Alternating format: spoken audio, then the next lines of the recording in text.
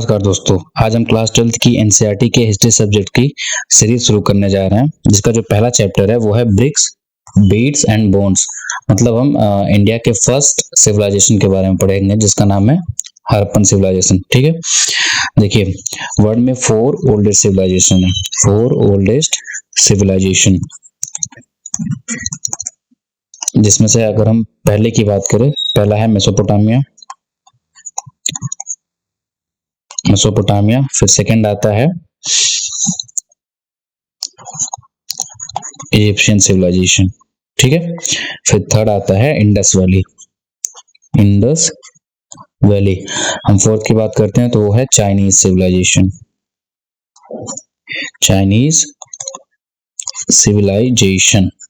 ठीक है, ये वर्ल्ड की 4 ओल्डेस्ट सिविलाइजेशन है, जिसमें से जो इंडस वैली है, इसके ज्योग्राफिकल एक्सटेंट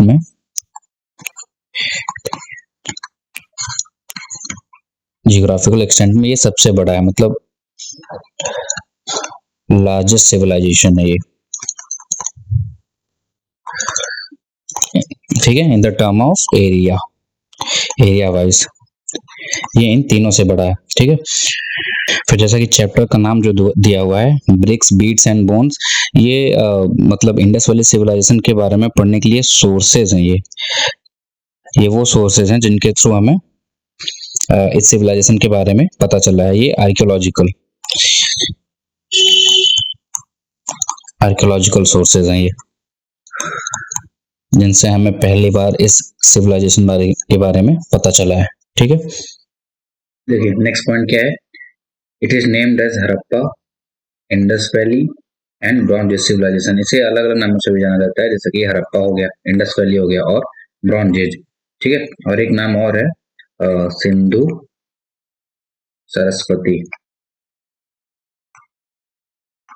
सरस्वती सिविलाइजेशन। ठीक है, ये सारे नाम से जिन्हें आपको मतलब ध्यान में रखने बहुत जरूरत है। फिर नेक्स्ट पॉइंट क्या है, नेक्स्ट पॉइंट है named Indus valley because of the extensive location of the archaeological site along the Indus river and its tributaries. Indus valley civilisation इसलिए भी कहा गया है क्योंकि अर्लीस्ट फेज में जब एक्सकवेशन हो रहे थे तो ज्यादा अमाउंट में जो साइट्स थे वो इंडस और उसकी ट्रिब्यूटरीज के आसपास थे। ठीक है, इसलिए हम इसे इंडस वैली सिविलाइजेशन कहते हैं। अब ये नाम दिया था जॉन मार्शल ने।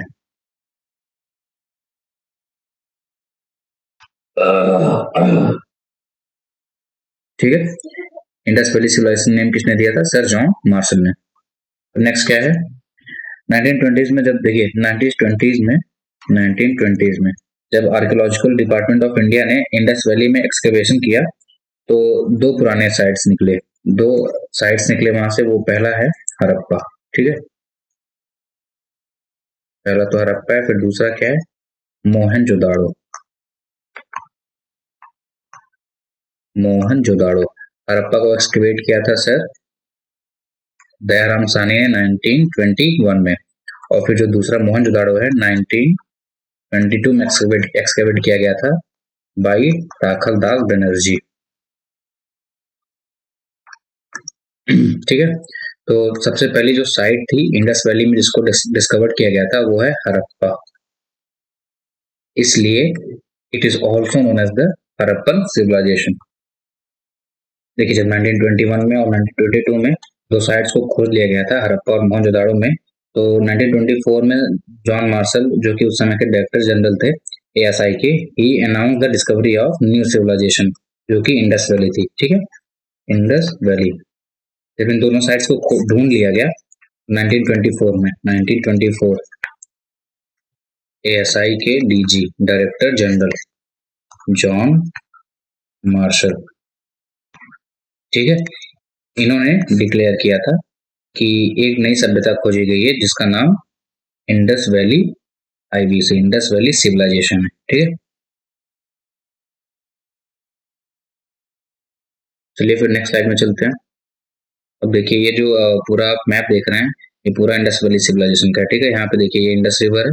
ठीक है, इंडस रिवर है और बाकी ये ट्रिब्यूटरीज जो दिख रही हैं आपको, जो अर्ली फेज का जो अर्ली फेज था एक्सकेवेशंस के, तो जितने भी साइट्स उन्होंने पाए थे वो इसी इंडस रिवर के आसपास पाए थे और इनकी ट्रिब्यूटरीज के आसपास, इसलिए इस सिविलाइजेशन को इंडस वैली सिविलाइजेशन कहा जाता है। देखिए इनके जियोग्राफिकल अगर लोकेशन की बात करें, ठीक है, तो वो ये जो चार साइट्स आपको दिख रही हैं, ठीक है, ये जो चार साइट्स अलग अलग डायरेक्शन में दिख रही हैं, इन्हीं साइट्स के अंडर में ही अराउंड सारे जो इंडस वैली सिविलाइजेशन थे, जो साइट्स थी इन्हीं चार साइट्स के अंडर में थे। मतलब कि ये आप समझ सकते हैं नॉर्थ साउथ ईस्ट वेस्ट ये बॉर्डर एरिया था, जो एक जहाँ पे आप देखेंगे कि लास्ट साइड जहाँ पे जो मिलती है उनका ये बॉर्डर एरिया कंसिडर किया गया था कि इनके अंडर में ही इन्हीं एरियाज के सारे साइट्स मिले हुए हैं, ठीक है। तो देखिए नॉर्थ में आपको मांडा दिख जाएगा, ठीक है, ईस्ट में दिख जाएगा आलमगीरपुर, फिर उसके बाद साउथ में आपको महाराष्ट्र में दाइमाबाद दिख जाएगा, फिर वेस्ट में सुदका गेंडोर जो कि पाकिस्तान ईरान का बॉर्डर है। आप अगर आपको इसको याद रखना हो तो DAMS डैम्स, ठीक है, डी से हो गया दाइमाबाद, ठीक है, ए से हो गया आलमगीरपुर, ठीक है, फिर M से हो गया मांडा और S से हो गया सुदका गेंडोर, ठीक है। तो ये जो आप चारों साइड्स देख रहे हैं हर एक डायरेक्शन में, ये इनके मतलब इंडस वैली सिविलाइजेशन के ये बॉर्डर साइड्स थे, जो कि और बाकी के जो साइड्स थे इन्हीं के अंडर में ही सारे एग्जिस्ट करते थे, ठीक है,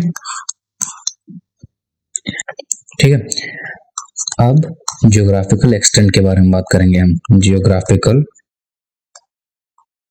एक्सटेंट, ठीक है। जियोग्राफिकल एक्सटेंट में हम क्या क्या देखेंगे कि ये जो इंडस वैली सिविलाइजेशन है आज के मॉडर्न डे में ये 3 कंट्रीज में है, ठीक है। ये जो साइट्स मिले हैं आज के मॉडर्न डे में 3 कंट्रीज में पाए जाते हैं, 3 कंट्रीज में। पहला तो है अफगानिस्तान, ठीक है, पहला अफगानिस्तान है, दूसरा है पाकिस्तान,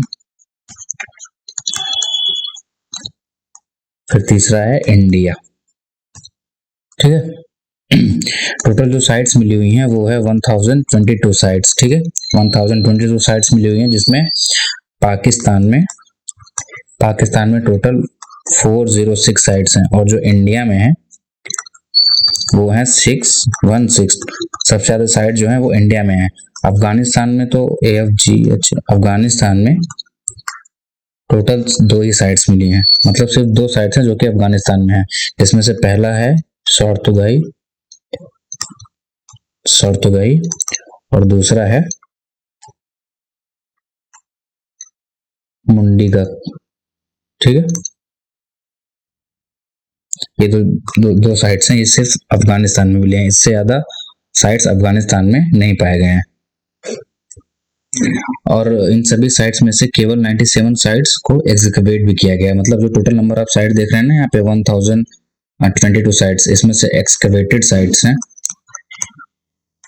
जिसको एक्सकवेट किया गया है वो है 97, ठीक है। सिर्फ 97 साइट्स के बारे में हमें पता है, बाकी अभी एक्सकवेट किए जा रहे हैं। और एरिया की बात करें इनका जो मतलब जिसमें जिस एरियाज में जितने एरिया में ये फैले हुए हैं, ठीक है, वो है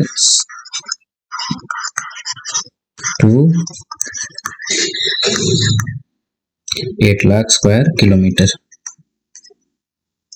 मतलब 6,80,000 स्क्वायर किलोमीटर से लेके 8 लाख स्क्वायर किलोमीटर तक में इनका जो एरिया है वो फैला हुआ है। ये मतलब अभी तक के जो चारों ओल्डेस्ट सिविलाइजेशन थे उनमें सबसे ज्यादा, मतलब ये आप समझ सकते हैं कि लार्जेस्ट सिविलाइजेशन है, लार्जेस्ट सिविलाइजेशन,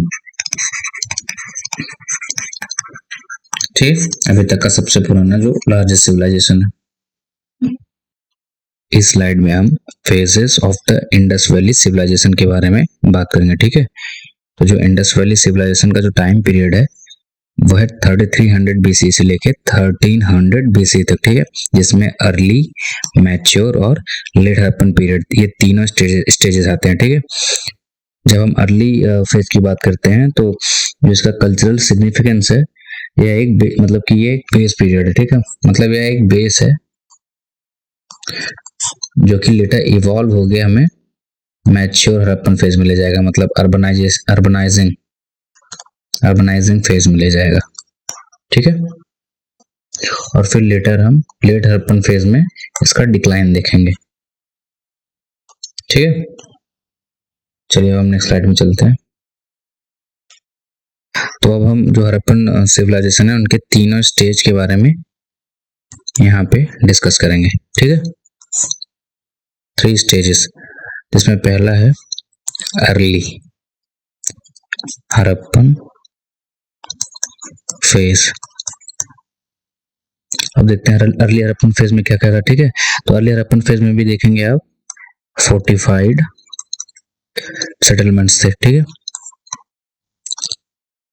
फोर्टिफाइड सेटलमेंट्स देखते हैं। ठीक है, फिर स्पेशलाइज्ड क्राफ्ट था। ठीक है, उसके बाद जैसे कि स्टोन वर्किंग, मेटल क्राफ्टिंग और बीड मेकिंग। ठीक है, बीड मेकिंग। उसके बाद यूज ऑफ व्हील्ड ट्रांसपोर्ट भी आप देखेंगे। ठीक है, व्हील्ड ट्रांसपोर्ट, ये सारी चीजें अवेलेबल थी। देखिए ये सारी चीजें आप अर्ली हड़प्पन फेज में देखेंगे, बट जो डिफरेंस था, ठीक है, जो डिफरेंस था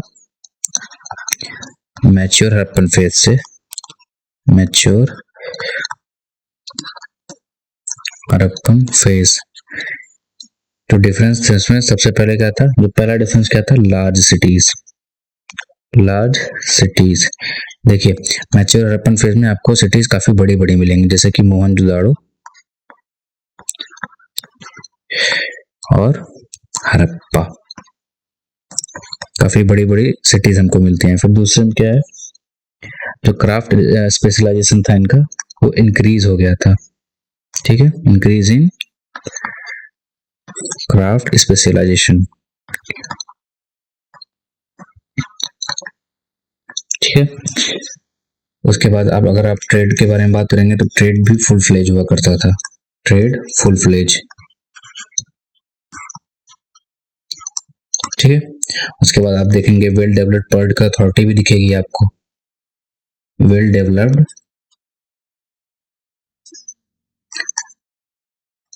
पॉलिटिकल अथॉरिटी। ठीक है, देखिए वेल डेवलप्ड पॉलिटिकल अथॉरिटी कैसे, जैसे कि सेम ब्रिक्स का इस्तेमाल होना पूरे सेटलमेंट्स में, पता चलता है कि जो प्रोडक्शन था वो पूरे फुल फ्लेज फॉर्म में था। इतना बड़ा पूरा सिविलाइजेशन है, वहां पे आप देखेंगे जो ब्रिक्स थे वो सारे सेम ब्रिक्स यूज हुए थे और वो कहीं एक ही जगह से बनाए जा रहे थे। उनके आप थिकनेस की बात करें या उनके लेंथ की बात करें, वो सेम साइज के हुआ करते थे। ठीक है, उसके बाद आप देखेंगे कि सेम पैटर्न के हाउस, ठीक है, हाउस, ड्रेन्स, स्ट्रीट्स सारे एक्सपैंड थे। ठीक है, पूरे सेटलमेंट में। ठीक है, अर्ली हड़प्पन फेज के साइट्स, तो एग्जांपल में कौन कौन से, चलिए हम एग्जांपल थोड़े थोड़े से देखते हैं। ठीक है, तो सबसे पहला था बालकोट, बालकोट, दूसरा था आमरी, ठीक है, कोट डीजी, फिर उसके बाद आप हड़प्पा भी देखेंगे, फिर कालीबंगन, फिर आता है आपका राखीगढ़ी। ये सारे जो साइट्स हैं ये अर्ली हड़प्पन साइट्स है। फिर ये आपको बाद में इवॉल्व होके मैच्योर हड़प्पन फेज में देखेंगे। ठीक है, मैच्योर हड़प्पन फेज। ठीक है, आइए थोड़ा सा मैच्योर हड़प्पन साइट्स देखते हैं। मैच्योर हड़प्पन साइट्स, अब वो कौन कौन से थे, इसमें आपको मोहनजोदाड़ो दिखेगा, मोहनजोदाड़ो हो गया, हड़प्पा हो गया, ठीक है, फिर चान्होदाड़ो, फिर कालीबंगन, बनावली, फिर उसके बाद राखीगढ़ी, लोथल, लोहराविला, ये सारे जो साइट्स थे ये मैच्योर हड़प्पन साइट्स थे। ठीक है, तो तीसरा स्टेज है वो है लेट हड़प्पन। अब लेट हड़प्पन की बात करें तो देखिए उसके क्या स्पेसिफिकेशंस थे। लेट हड़प्पन फेज में आप देखेंगे कि ग्रेजुअली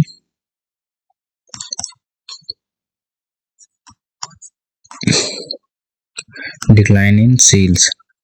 ठीक है, सेल्स मिलने कम हो जाएंगे। ठीक है, फिर उसके बाद आप वो जो उनके क्यूबिकल वेट्स जो होते थे उनकी साइज में भी डिफरेंस मिलेगा आपको। ठीक है, फिर उसके बाद जो राइटिंग थी उनकी, वो राइटिंग जो सेल्स पे भी मिला करती थी, अब वो सिर्फ पॉटरीज में मिलेंगी, पॉटरीज में। ठीक है, फिर उसके बाद आप देखेंगे जो नंबर ऑफ सेटलमेंट्स थे वो भी डिक्लाइन हो जाएंगे। Number of settlements decline. अब जो सेटलमेंट्स थे वो भी स्मॉल थे, मतलब ऐसे बड़े मैच्योर हड़प्पन फेज में आप देखेंगे काफी बड़े बड़े सेटलमेंट थे, बट अब वो स्मॉल हो जाएंगे लेट हड़प्पन फेज में। ठीक है, अब जो हाउसेस थे वो थे made of Vettel and dog. अब मिट्टी के घर आपको इस बीच में मिलेंगे। ठीक है, फिर जो मैच्योर हड़प्पन फेज की जो पॉटरीज होती थी वो काफी ब्राइट हुआ करती थी, बट जैसे ही लेट हड़प्पन फेज में इनका डिक्लाइन होगा आप पॉटरीज के कलर में काफी चेंज देखेंगे, मतलब अब वो ब्राइट नहीं होती थी। ठीक है, तो ये सारे डिफरेंसेस थे between early mature and let Harappan phase के बारे में। ठीक है, देखिए इस स्लाइड में हम अर्ली और मैच्योर हड़प्पन मैप के बारे में डिस्कस करेंगे। देखिए जो यहाँ अर्ली हड़प्पन फेज का जो आप सेटलमेंट देख रहे हैं, ये देखिए ये छोटे छोटे जो कल्चर्स यहाँ पे हैं अर्ली में, जैसे कि दंग सादत हो गया, कोटडिजी हो गया, आमरी हो गया, ये सिसवाल, ये सारे छोटे छोटे सेटलमेंट्स थे जो बाकी आपको देखें यहाँ पे एक्सपैंड में दिखेगा। जब आप मैच्योर हड़प्पन फेज में देखेंगे कि यहाँ पे कल्चर काफी फैल चुका है और काफी कुछ नए नए भी जो सेटलमेंट्स होते हैं वो इस मैच्योर हड़प्पन फेज में निकल के आते हैं। आईवीसी के सोर्सेस के बारे में बात करेंगे। ठीक है, आर्कियोलॉजिकल सोर्सेस क्या थे? बोन्स थे। ठीक है, सील्स थे। ठीक है, ब्रिक्स थे, बीड्स थे जिससे ऑर्नामेंट्स बनते थे, और उसके बाद जो सेटलमेंट्स मिले हैं हमें, ठीक है, जिसके थ्रू हमें आईवीसी के बारे में, मतलब इंडस वैली सिविलाइजेशन के बारे में पता चला है। ये सारे आर्कियोलॉजिकल सोर्सेज जो हैं। ठीक है, और बाकी जो लिटरेरी सोर्सेज हैं ये अवेलेबल तो हैं, बट नॉट डिसाइफर्ड। ठीक है, इनको भी मतलब आर्कियोलॉजिस्ट ने इन्हें अभी पढ़ नहीं पाया है, मतलब ये डिसाइफर नहीं हो पाया अभी तक, इसलिए हमें लिटरेरी सोर्सेस के बारे में जानकारी बहुत कम है। देखिए अगर हम आर्कियोलॉजिकल सोर्सेस के बारे में बात करते हैं, देखिए जो ऑर्नामेंट आप देख रहे हैं ये बीड्स के बने हुए हैं। ठीक है, उसके बाद ये सील्स आप देख रहे हैं, ये पशुपतिनाथ का है, पशुपतिनाथ। ठीक है, उसके बाद ये भी सील्स हैं। ठीक है, इस पे अलग अलग एनिमल्स डिपिक्ट किए गए हैं, बुल, एलिफेंट, राइनोसोरस। उसके बाद ये आप देखेंगे कि इसको हम यूनिकॉर्न कहते हैं। ठीक है, ये यूनिकॉर्न है। फिर उसके बाद ये स्कल्पचर हमें मिलता है, ये प्रीस्ट है। ठीक है, जो कि मोहनजोदाड़ो में मिले हैं। फिर ये डांसिंग गर्ल और ये पूरा सेटलमेंट, ये सारे जो है हमें आर्कियोलॉजिकल सोर्सेस में मिले हैं, जिनके थ्रू हमें इंडस वैली सिविलाइजेशन के बारे में मालूम चला है।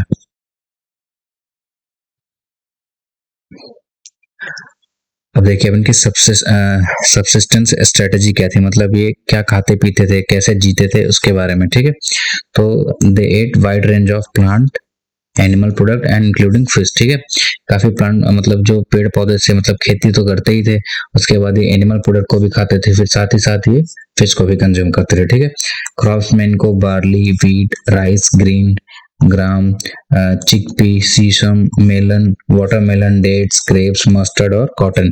ये सारी चीजें अवेलेबल थी जिनको ये कंज्यूम करते थे और डेली लाइफ के यूज में लाते थे, ठीक है। और उसमें बाद में और लेटर जैसे सीरियल्स हो गए, पल्सेस हो गए, वेजिटेबल्स एंड फ्रूट्स हो गए, ये भी ग्रो किए जाते थे हड़प्पन्स के द्वारा, ठीक है। ये सारी चीजें ये अपने डेली लाइफ में यूज करते थे, इसको कंज्यूम करते थे। और ये देखिए एक सील है, ठीक है, जो कि डिपिक्ट करता है कि ये यूनिकॉर्न, ये आप यूनिकॉर्न देख रहे हैं, ये जो है ये यूनिकॉर्न है दोनों साइड पे, और ये एक पीपल का पेड़ है। और देखिए ये जो आप देख रहे हैं ना, ये सारी चीजें, ये कोई स्क्रिप्ट है जिसे आज तक आर्कियोलॉजिस्ट ने डिसाइफर नहीं कर पाया है। और साथ ही साथ हमें बोन्स ऑफ वाइल्ड एनिमल्स भी मिले हैं, मतलब आर्कियोलॉजी को, ठीक है, जिसमें बोर है, डियर है, घड़ियाल के बोन्स मिले हैं, pig, rhinoceros, elephant, camel bones, ठीक है। फिर उसके बाद डोमेस्टिकेटेड एनिमल्स में किसका किसका बोन्स मिले हैं, हम्ड बुल मिला है, हम्पलेस कैटल मिला है, buffalo, goat, sheep, goat, pig and dog, ठीक है। ये सारे डोमेस्टिकेटेड एनिमल्स थे। फिर गोट, शीप जो कि मीट, वूल और मिल्क के लिए यूज किए जाते थे। अब इनकी एग्रीकल्चर टेक्नोलॉजी के बारे में बात करें तो, ठीक है, एग्रीकल्चर टेक्नोलॉजी के बारे में बात करें तो representation on seals, terracotta sculptures indicate that bull were known, ठीक है, जो कि मतलब जो सील्स हमें मिली हुई हैं उस पे मतलब आप जैसे कि मैंने अभी आपको यहाँ पे दिखाया, देखिए ये सील्स में ना बुल्स वगैरह के जो पिक्चर्स बने हुए हैं, इससे हमें पता चलता है कि बुल्स नोन थे उन्हें, मतलब इनके बुल्स के बारे में ये लोग जानते थे, ठीक है। और टेराकोटा का स्कल्पचर भी मिला हुआ है बुल का, ठीक है। इसके बाद oxen were use for the ploughing, जो खेत में जब जुताई की जाती थी, जब खेत को जोतने का काम, कल्टीवेशन का काम होता था, तो ऑक्सन का इस्तेमाल किया जाता था, ठीक है। Terracotta model of plough found in the Cholistan and Banawali, ठीक है। जो टेराकोटा क्या है, एक तरह की ये मिट्टी है, उसका प्लॉ मिला हुआ है, जिससे पता चलता है कि शायद ये प्लॉ को भी जानते होंगे, जिसके थ्रू ये इरिगेशन, मतलब जब खेती में जब जुताई का काम होता था तो इसी प्लॉ के थ्रू करते होंगे ये, ठीक है। उसके बाद क्या है, evidence of plough field at Kalibangan में जो हमें एक प्लॉ फील्ड मिला हुआ है, मतलब जो खेत जोते हुए थे, उसका एविडेंस हमें मिला हुआ है associated with the early Harappan period, जो कि अर्ली हड़प्पन पीरियड से बिलोंग करता है, ठीक है। जिसमें देखिए फील्ड है two set of furrow at the right angle suggestion that two crops are grown together, ठीक है। हमको ये भी एविडेंस मिलता है कि एक साथ दो क्रॉप कल्टीवेट किए जाते थे। फिर इरिगेशन के लिए canals, wells, water reservoir were use for the store water and for irrigation purpose, ठीक है। फिर embankment were made to divert water from the river, मतलब जो खेतों की तरफ पानी को मोड़ने के लिए वो एम्बैंकमेंट बनाते थे, ताकि आसानी से इरिगेशन के इस्तेमाल में वो लाया जा सके, ठीक है। ये देखिए ये टेराकोटा मॉडल का बुल है, ठीक है। और ये एक प्लो है।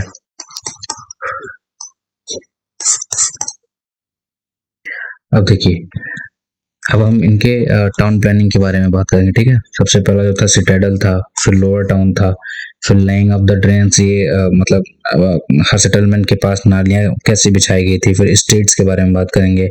फिर ग्रेट बाथ जो कि हमें मोहनजोदाड़ो में मिला है, ठीक है, मोहनजोदाड़ो में मिला हुआ है। फिर उसके बाद ग्रेनरीज के बारे में, जो कि मोहनजोदाड़ो और हड़प्पा दोनों में मिला हुआ है, ठीक है। ये देखिए इनके ये स्ट्रीट्स थे, देखिए कितने चौड़े चौड़े स्ट्रीट्स थे, ये सारे स्ट्रीट्स हैं। फिर उसके बाद ये आप देखेंगे ये इनके ड्रेन्स हैं, वेल कवर्ड ड्रेन्स, ठीक है। फिर ये थे ग्रेट बाथ, ये है ग्रेट बाथ, ठीक है। और ये देखिए जो आप सेटलमेंट देख रहे हैं, ये एरिया सिटाडल है, ठीक है, ये सिटाडल है और ये लोअर टाउन है। देखिए ये फोर्टिफिकेशन इसे कहते हैं, जो साइड साइड से आप एक बड़े मतलब बड़े बड़े जो वॉल्स लगे हुए होते हैं, जिससे घेर दिया जाता है पूरे सेटलमेंट को, ठीक है, इसे ही फोर्टिफिकेशन कहते हैं। तो चलिए अब हम थोड़ा थोड़ा इनके पूरे टाउन प्लानिंग को देखते हैं। तो सबसे पहले क्या था, सिटाडेल। ठीक है, सिटाडेल की बात करें तो ये थोड़ा सा माउंट पे प्रेजेंट था, ठीक है, जो कि थोड़ा हाइट पे था,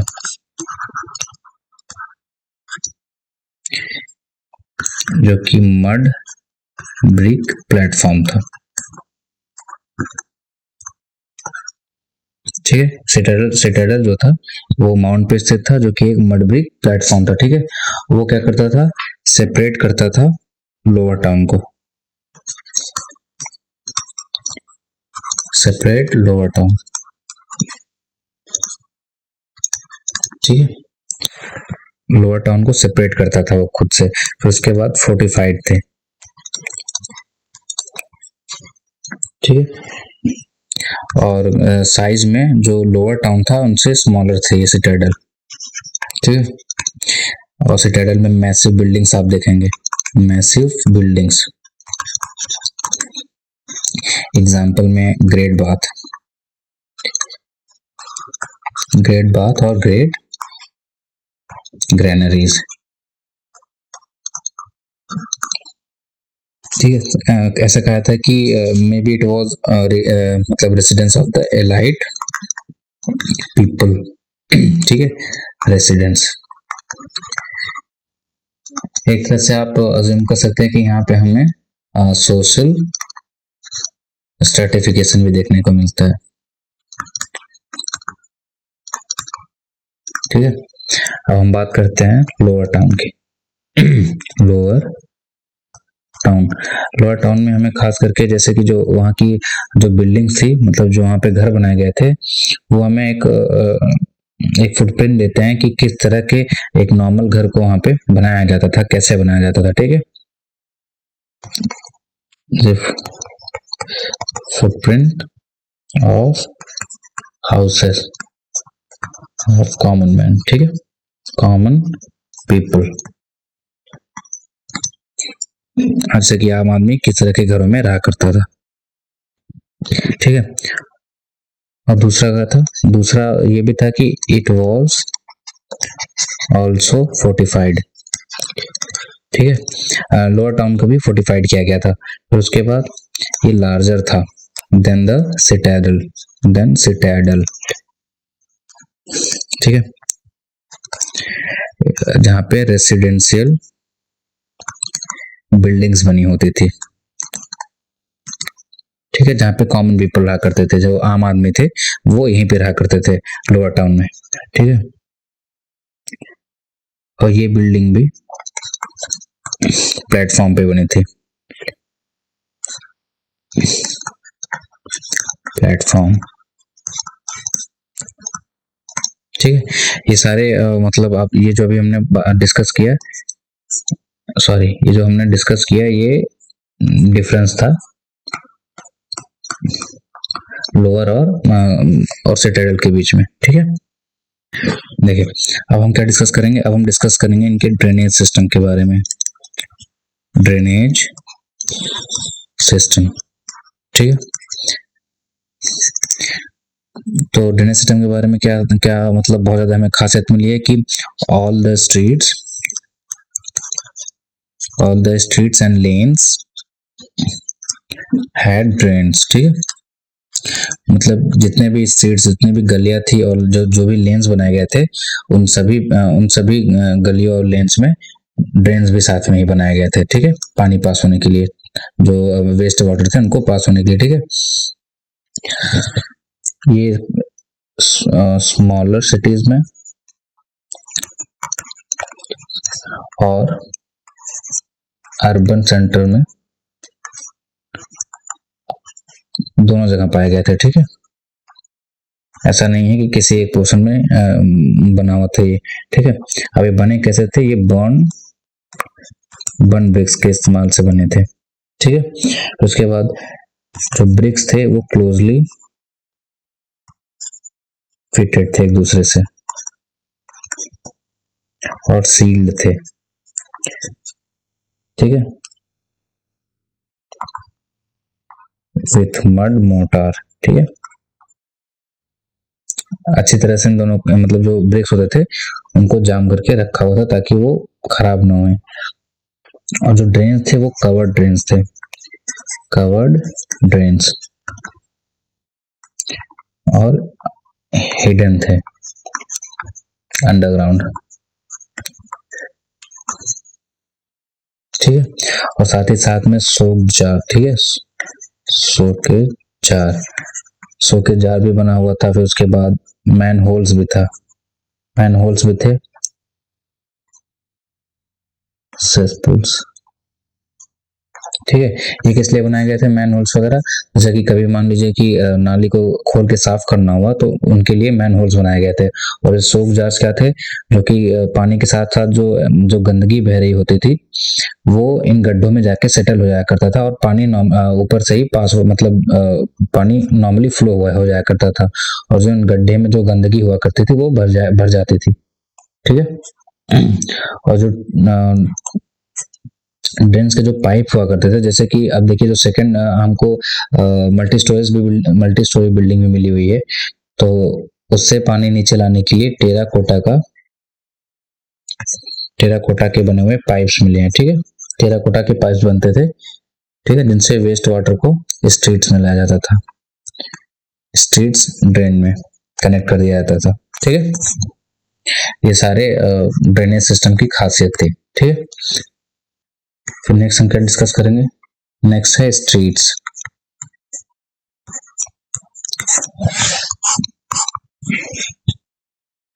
ठीक है, अब जो स्ट्रीट्स और रोड्स थे दे वेर लेड, मतलब they were laid out in grid pattern. ठीक है, ग्रिड पैटर्न, जो कि एक दूसरे को 90 डिग्री पे intersecting each other at 90 degree. ठीक है, जो स्ट्रीट्स होते थे वो नॉर्मली नॉर्थ साउथ और ईस्ट वेस्ट डायरेक्शन में रन करते थे। ठीक है, अब नेक्स्ट क्या है, नेक्स्ट है ग्रेट बाथ। अब ग्रेट बाथ के बारे में क्या था, ये सबसे पहले तो ये कहाँ पे था, मोहनजोदाड़ो में,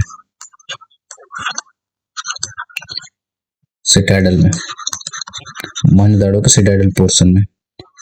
ठीक है, ये क्या था, एक रेक्टेंगुलर टैंक था जो कि कोर्टयार्ड में था। ठीक है, और जो और इसको इसके सराउंडिंग्स में चारों तरफ कॉरिडोर्स थे, कॉरिडोर्स एट सराउंडिंग, 4 साइड से। अब नॉर्थ और साउथ से, नॉर्थ एंड साउथ से 2 स्टेयर्स बने हुए थे अंदर जाने के लिए, मतलब इस ग्रेट बाथ में जाने के लिए। ठीक है, तो अब इसको अभी बनाया कैसे गया था, ब्रिक्स के साथ वाटर टाइटनिंग की गई थी। ठीक है,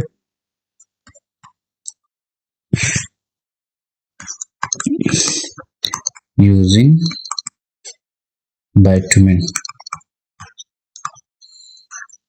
and mortar of gypsum। ठीक है, उसके बाद इसको ऐसा कहा जाता है कि इसको खासकर फेस्टिवल्स में किसी और या किसी रिलीजियस सेरेमनी के लिए यूज किया जाता था, रिलीजियस सेरेमनीज के लिए यूज किया जाता था। ठीक है, नेक्स्ट है ग्रेट ग्रेनरी। अब हम यहाँ पे ग्रेट ग्रेनरी के बारे में डिस्कस करेंगे। ठीक है, अब ये क्या था, normally it was used for storing grains. ठीक है, ये ग्रेन्स की स्टोर करने के लिए इस्तेमाल किया जाता था ताकि ये कभी इमरजेंसी में यूज कर सके। नेक्स्ट था यहाँ पे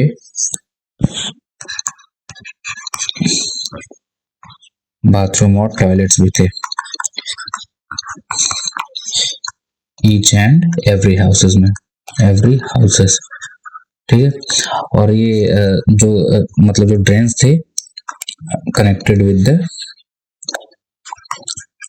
विद ड्रेन्स, ठीक है। उसके बाद नेक्स्ट क्या है, एक असेंबली हॉल, ठीक है, एक असेंबली हॉल।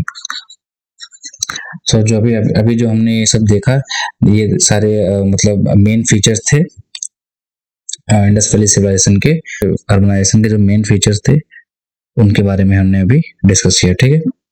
अब नेक्स्ट लेक्चर में हम जो बाकी बचे हुए टॉपिक्स हैं उनके बारे में डिस्कस करेंगे। तब तक के लिए थैंक यू, मिलते हैं आपसे अगले वीडियो में।